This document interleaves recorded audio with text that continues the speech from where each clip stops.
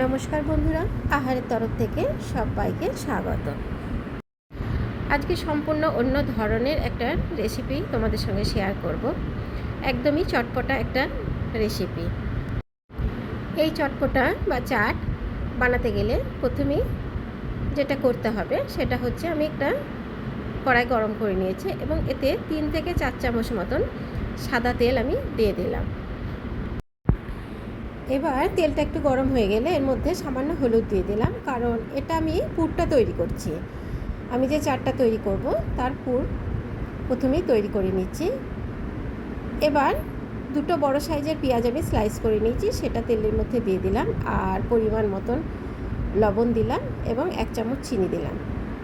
আর লবণটা আমি এর মধ্যে সেদ্ধ আলু ব্যবহার করব, সেই কারণেই লবণটা একটু বেশি করে দিয়ে দিলাম। এবার আমি কিছু মশলা অ্যাড করছি। সেটা প্রথমেই আমি দিয়ে দিলাম 1/2 চামচ মতন গোলমরিচের গুঁড়ো, 1/2 চামচ চাট মশলা এবং 1 চামচ ভর্তি আমচুর পাউডার। আমি সব মশলাগুলোই একই চামচে মেপে দিলাম। আমচুর পাউডারটা ওই চামচেরই ভর্তি করে দিলাম। এবার দিয়ে দিলাম কাশ্মীরি লাল লঙ্কার গুঁড়ো। এটা পুরের কালারটা খুব ভালো আসবে, সেই কারণে দিয়ে দিলাম। এবার সব শেষে আমি দিয়ে দিচ্ছি সেদ্ধ আলু। আমি আলুটা আগের থেকেই সেদ্ধ করে রেখেছি এবং খুব ভালো করে চটকে নিয়েছি। সেটা দিয়ে খুব ভালো করে এবার নাড়াচাড়া করতে হবে সমস্ত মশলার সঙ্গে। খুব ভালো করে নাড়াচাড়া করা হয়ে গেলে এর মধ্যে আমি বেশ খানিকটা ধনেপাতা কুচি দিয়ে দিলাম। এটা অবশ্যই অপশনাল, কারণ ধনেপাতা খেতে অনেকেরই হয়তো ভালো লাগে না, তারা এটা স্কিপ করে দিতে পারো। তবে ধনেপাতা দেওয়ার জন্য পুরটা কিন্তু খুব সুন্দর হয়েছিল।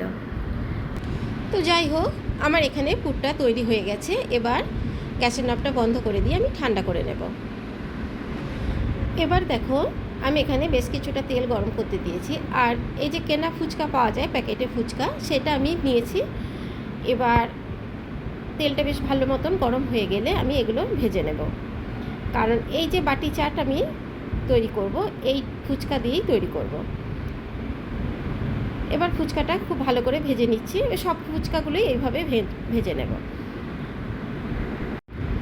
এই যে দেখো, এখানে আমার ফুচকা ভাজাও হয়ে গেছে আর চাটের যে মশলাটা তৈরি করলাম পুরটা, সেটাও হয়ে গেছে। এবার খুব ভালো করে ঠান্ডাও হয়ে গেছে। এবার কিভাবে তৈরি করি দেখো বাটি চাটটা। আমি বেশ কিছুটা পুর আমি নিয়ে নিলাম আর এরকম একটা বাটির আকার নিলাম, দিয়ে ওর মধ্যে ফুচকাটা বসিয়ে দিলাম।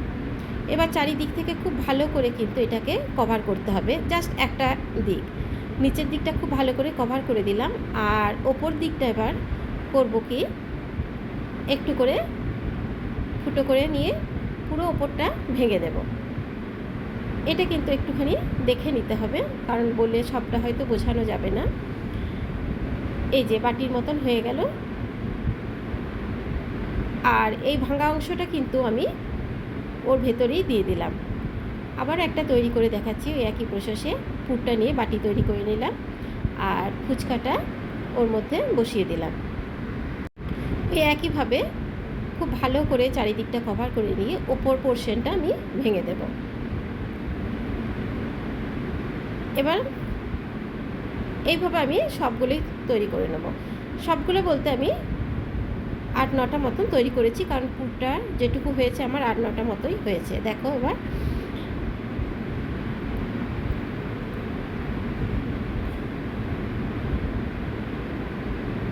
এই যে এখানে আমার 9টা মতন হয়েছে। তো যাই হোক, এবার কি করব দেখো, খুব সুন্দর বাটির মতন তৈরি হয়ে গেছে।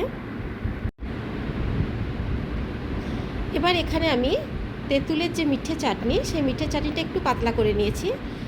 আর এটা হচ্ছে ধনেপাতা পুদিনা চাটনি, যেটা গ্রিন চাটনি, ওটাকেও আমি একটু পাতলা করে নিয়েছি, খুব ঘন রাখিনি। এবার যে পুরটা আমি তৈরি করে নিচের দিকে কভার করেছি, সেই পুরটা আমি কিছুটা করে এই বাটির ভেতরে দিয়ে দিচ্ছি। সব বাটিগুলোর মধ্যেই আমি পুরটা কিছুটা ঢুকিয়ে দিলাম। আর যে ফুচকাগুলো একটুখানি বাকি ছিল, সেগুলো এইভাবে গুঁড়িয়ে উপর থেকে দিয়ে দিচ্ছি। এর ফলে খেতে কিন্তু খুব সুন্দর হবে, আর হয়েও ছিল খুব ভালো খেতে। এবার সবগুলোর মধ্যেই আমি অল্প অল্প করে ওই গুঁড়িয়ে দিয়ে দিলাম। এবার চাটনিটাও ছড়িয়ে দেব সবগুলোর মধ্যে। এইভাবে একবার বাড়িতে এই বাটি চাট বানিয়ে দেখবে, দারুণ খেতে হয়েছিল। পুরটার জন্য কিন্তু বেশি ভালো খেতে হয়েছিল। আর এই 2 রকমের চাটনি পড়াতে খুব টেস্টি হয়েছিল। এবার ধনেপাতা চাটনিটাও আমি দিয়ে দিলাম।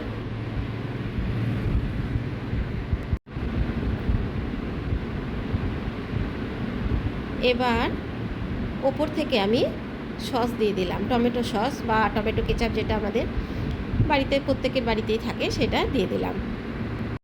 এর মাঝখানে বলে রাখি, নতুন বন্ধুদের আমার চ্যানেলে একটা সাবস্ক্রাইব করে নিও নতুন বন্ধু হয়ে থাকলে। আর সমস্ত পুরনো বন্ধুদের অসংখ্য ধন্যবাদ যে আমাকে সাপোর্ট করার জন্য। এই পুরো রেসিপি দেখার পর অবশ্যই একটা লাইক দিও, আর কমেন্টস করতে ভুলো না যে তোমাদের কেমন লাগলো। আর একবার বানিয়ে খাওয়ার অনুরোধও রইল। তো যাই হোক, আজকের রেসিপি এই পর্যন্তই। আবার দেখা হবে নতুন কোনো রেসিপি নিয়ে। ততক্ষণের জন্য খুব ভালো থেকো। টাটা।